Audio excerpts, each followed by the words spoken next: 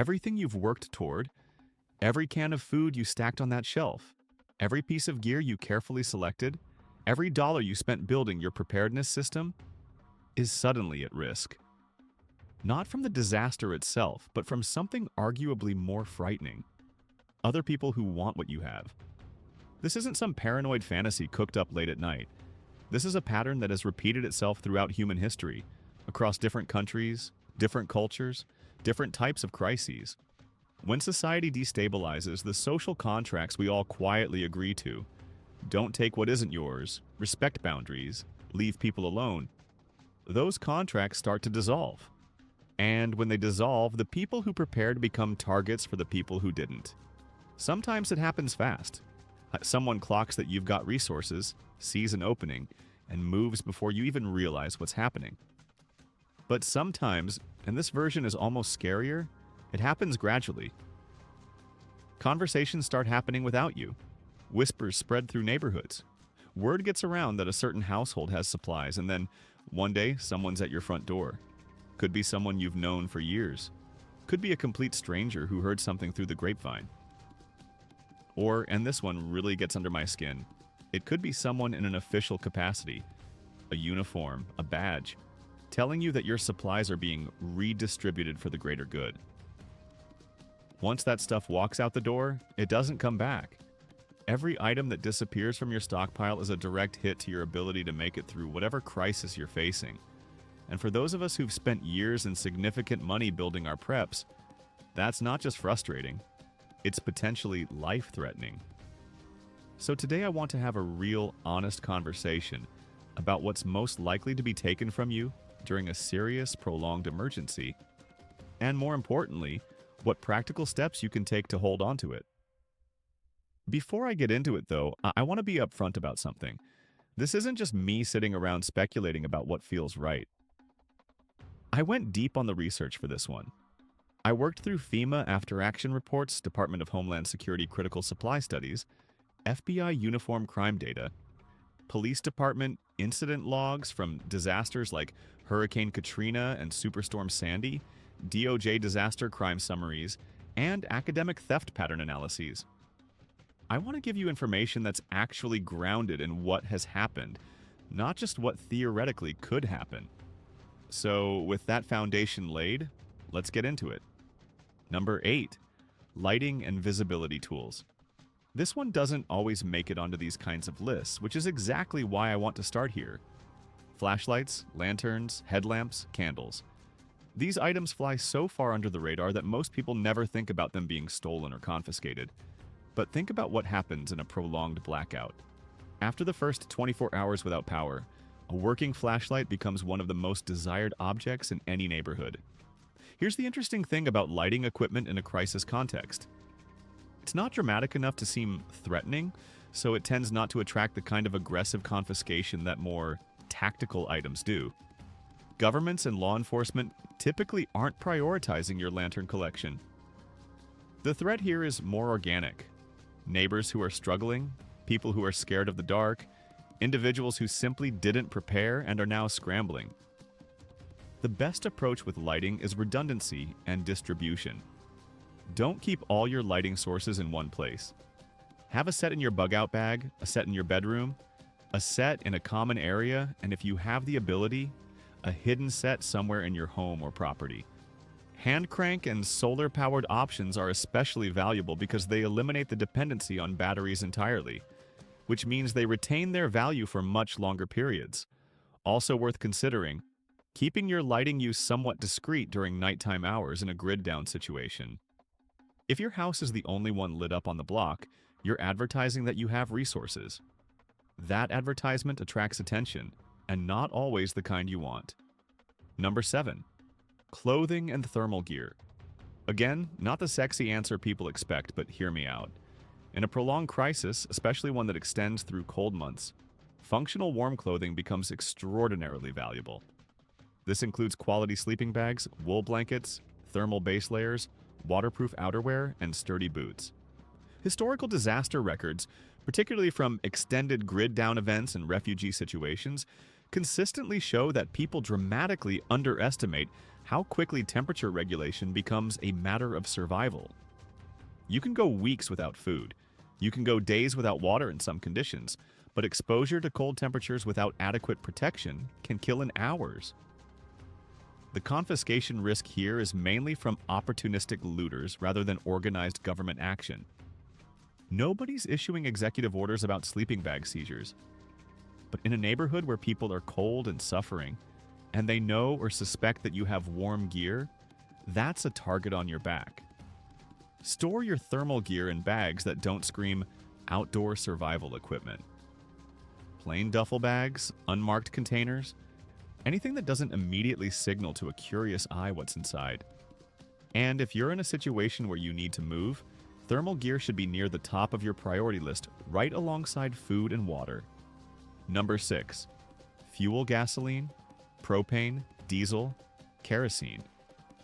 Fuel is liquid gold in an extended emergency, and it is absolutely something that will be targeted both by desperate individuals and potentially by organized authorities managing resource distribution. Think about what fuel controls. It controls transportation, it controls heating, it controls the ability to run generators and power equipment. Whoever controls the fuel controls an enormous amount of power in a crisis environment. That's why fuel is taken seriously both at the individual looter level and at the governmental level. From a practical standpoint, fuel storage carries its own set of challenges outside of theft. Gasoline degrades, so using fuel stabilizers and rotating your stock is essential. Propane stores more reliably, but requires proper containment.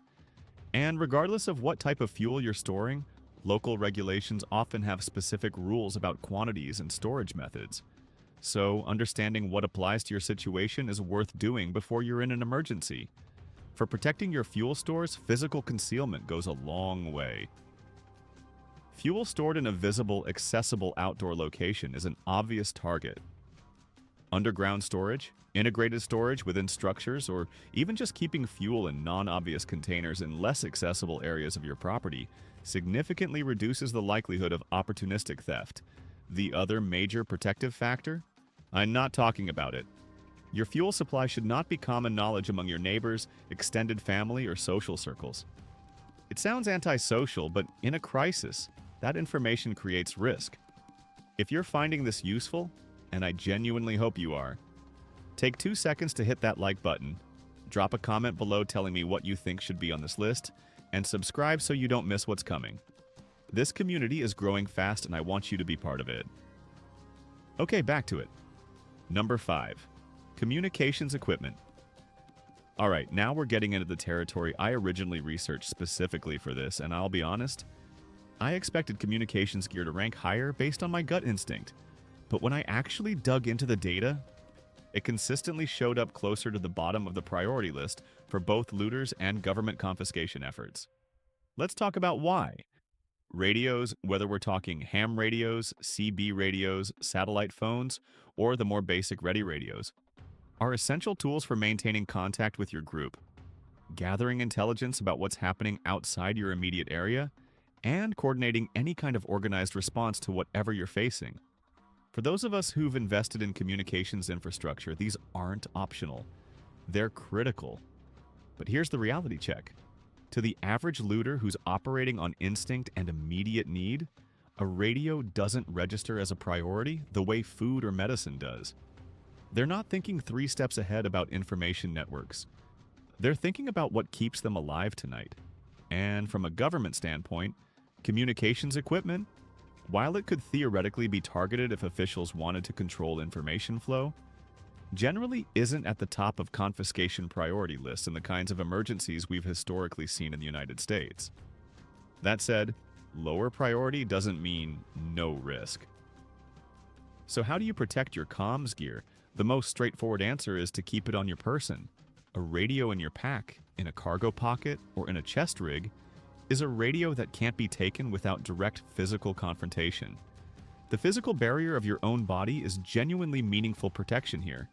What I'd caution against is consolidating all your communications equipment into a single case or container along with other critical gear. If someone makes off with that case, you've lost everything at once. Distribute it. Keep backup equipment in separate locations. And yes, if someone is genuinely threatening you with violence over a radio, hand it over. Equipment can be replaced. You cannot. Number 4. Firearms. I'll admit, when the research came back with firearms at number 4, I had to look at it twice. In my head, this was always number 1 or number 2. Firearms are the thing that came to mind immediately when I thought about what gets taken in a collapse scenario. And in some ways, my instinct wasn't completely wrong. From a government confiscation standpoint, history gives us countless examples of authorities moving to disarm populations during or after crisis events. Heck, this isn't conspiracy. It's documented historical fact that happens across political systems and geographic boundaries. Closer to home, we saw meaningful debates about firearm confiscation following events like Hurricane Katrina, where there were documented instances of weapons being seized from law-abiding citizens. And if you're in certain states right now, I'll just say I live in Massachusetts, I'll leave it at that, you're already experiencing the slow-motion version of that process. From a looter perspective, though, the data tells a more nuanced story. Firearms are valuable, but they're also risky to go after. Anyone who has them is probably willing to use them. That creates a deterrence effect that pushes firearms down the priority list for opportunistic thieves. So how do you protect your firearms? For looters and opportunistic theft, the answer is your firearms themselves. A secured, well-armed household is a much less attractive target than an unarmed one. Proper storage in locked cases when not actively in use, positioned in ways that aren't immediately visible or accessible to someone who forces entry, significantly reduces theft risk. For government confiscation scenarios, the playbook is different. The most effective protection is a low profile. Don't advertise your ownership publicly. Be thoughtful about what information exists about you in databases and registries. Understand what's legally documented and what isn't. Keep your property looking unremarkable from the outside. Don't give anyone a reason to take interest in what's inside your home. I want to be clear, I'm not advising anyone to do anything illegal. Quite the opposite.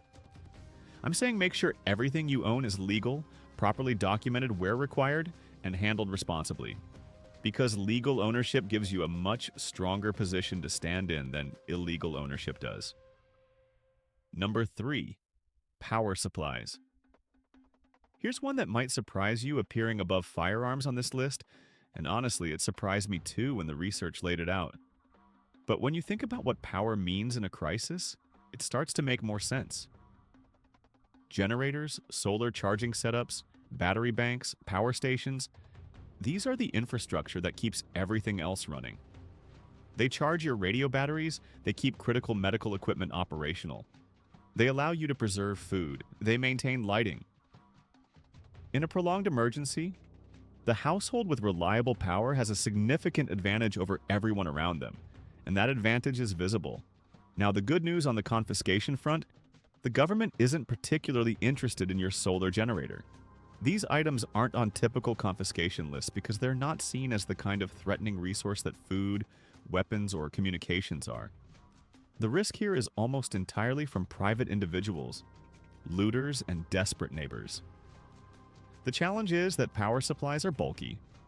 A decent generator can weigh over 100 pounds when it's got fuel in it. That's not easy to walk off with, which provides some natural protection. But not easy doesn't mean impossible, especially when someone has time, tools, and motivation. The best protective strategy? Keep your power generating equipment inside your structure rather than outside where it's visible and accessible. Yes, this creates ventilation considerations that you need to manage safely. Carbon monoxide is a real and deadly risk with gasoline generators. But the security benefit is significant. Solar panels on a rooftop are harder to steal than a generator sitting in a backyard. And again, the presence of number 4 on this list is the single most effective deterrent to anyone deciding your generator is worth the risk of taking. Before we get to the top 2, I've got to stop and say, if you've made it this far, I genuinely appreciate you. This is the kind of content that takes real work to put together and real commitment to sit through.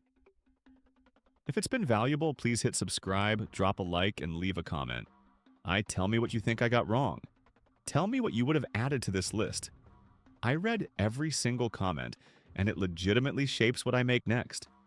Your voice matters here. Number 2.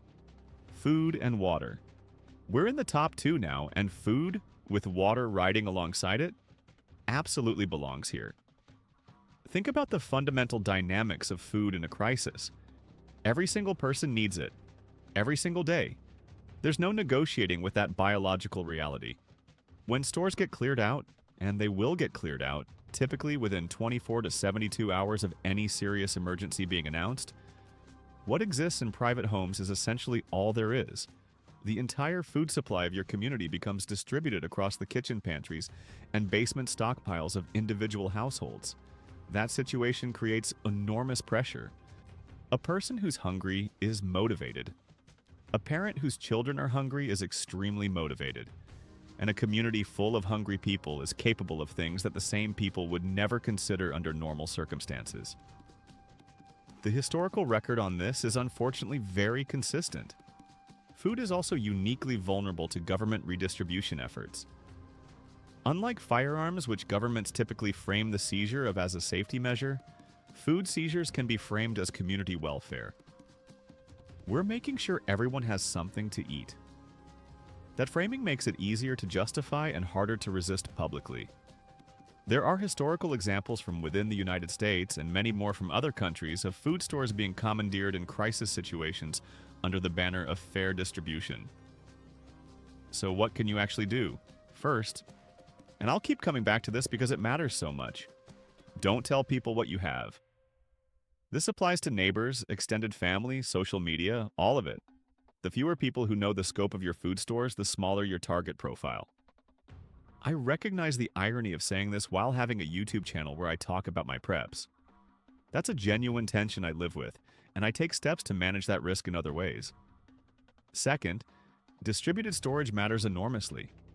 If all your food is in one location, say a dedicated room in your basement, a single search or a single theft event can wipe you out. Spreading your stores across multiple locations, including locations outside your primary residence if possible, means that any single loss is a partial loss rather than a catastrophic one. Now, this is where survival caches become genuinely worth thinking about. Buried, sealed containers with a portion of your food supply represent a backup that exists outside the physical space that someone might search, confiscate, or loot. I'll be upfront, I haven't gone deep on caches personally yet. If you've got experience with them, what works, what doesn't, what products you'd recommend, put it in the comments. I will look into it seriously and report back. Water is a slightly different problem because it's heavy and hard to conceal in bulk. But the principles are the same. Have more than you think you need, store it in ways that aren't immediately obvious, and know your local alternative sources so that even if stored water is taken or depleted, you have a path forward. My number 1, medical supplies and medications. This was the one that genuinely surprised me when it climbed to the top of the list. And the more I thought about it afterward, the more it made complete sense. Medical gear, prescription medications, first aid supplies. This is what people need most desperately and can least substitute for anything else. You can find alternative food sources if your stored food is taken. You can potentially find alternative fuel sources, alternative shelter. But if you depend on a specific medication to manage a serious health condition, there is no alternative. There is no workaround. If that medication is gone, the consequences can be swift and severe. From a research perspective, medical supplies consistently showed up as a top target in post-disaster theft data. People steal medications both because they personally need them and because they have significant barter and trade value. In a situation where pharmaceutical supply chains have broken down, medications become extraordinarily valuable commodities. And here's the thing that doesn't get talked about enough. This isn't just about controlled substances or pain medications, though those certainly get targeted. It's about basic antibiotics. It's about blood pressure medications. It's about insulin. It's about the thyroid medications that millions of people depend on daily without thinking much about it. In a prolonged grid-down scenario, the absence of these basic, ordinary medications becomes a genuine life-and-death issue for a substantial portion of the population. I'm personally fortunate that my medication list is basically just a high-quality multivitamin. But I've had enough conversations with people in this community, and I've read enough of your comments. to understand that a lot of you are in a genuinely difficult position when it comes to long-term medication supply. You've pointed me toward things like asking doctors for extended supplies, exploring veterinary-grade alternatives for certain medications, carprofen, for instance, which parallels some human anti-inflammatory options, and sourcing through channels that allow for longer supply windows. I want to tread carefully here because I'm not a medical professional, and I don't want to give advice that could hurt someone. But I do think the broader point is worth stating clearly. If you have a medication dependency, and building a supply buffer is not paranoia. It is responsible preparedness, and it's worth having an honest conversation with your doctor about. For protecting your medical supplies specifically, keeping them physically close to you is primary. A dedicated medical kit that travels with you, rather than sitting in a fixed location in your home, dramatically reduces the risk of losing it in a single event. If someone comes through your home and clears it out, they shouldn't be able to get everything. Secondary storage, whether in a cache, a vehicle, or a trusted location outside your home, is worth considering for at least a portion of your supply, particularly for medications that you absolutely cannot do without. The honest truth about all of this. I've given you 8 categories, strategies for each, and a framework for thinking about protection and concealment. But I want to close with something that I think is important to say plainly. No strategy is foolproof. If someone is sufficiently motivated, sufficiently skilled, and sufficiently willing to use force, they can take what you have. That is the uncomfortable reality. You can make it harder, you can make it riskier, you can make yourself a less attractive target than your neighbor, but you cannot make yourself untouchable. What you can do, and what I'd argue is more important than any single piece of gear or any particular storage strategy, is invest continuously in your own skills and capabilities. Train with your firearms regularly and not just target shooting. Practice dynamic movement. Get comfortable shooting from awkward positions and around cover. Run your bug-out routine until it's automatic. Know your home, your neighborhood, and your exit options better than anyone else does. Situational awareness is your first line of defense in every scenario we've talked about today. The person who never advertises their resources, who reads the environment around them continuously, who builds quiet relationships with trustworthy neighbors, who knows what's normal in their area and spots what's abnormal, that person is significantly better positioned than someone who has twice the gear but half the awareness. Your physical fitness matters too, though I know that's not what people always want to hear. The ability to move quickly and effectively, to sustain effort over time, to remain mentally clear under physical stress. These aren't tactical luxuries. They're fundamental survival capacities, and then there's community.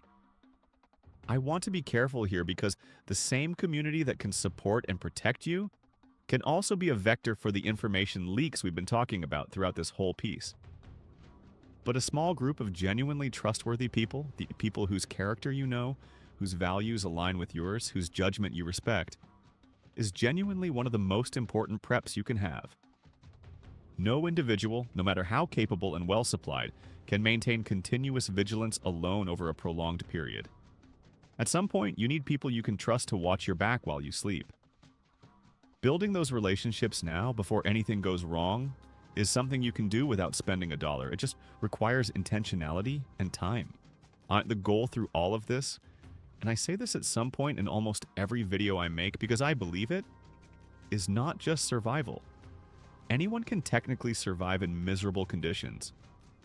The goal is to come through whatever happens with your dignity, your health, and your ability to build something on the other side intact. That's a higher bar, and clearing it requires more than just having stuff.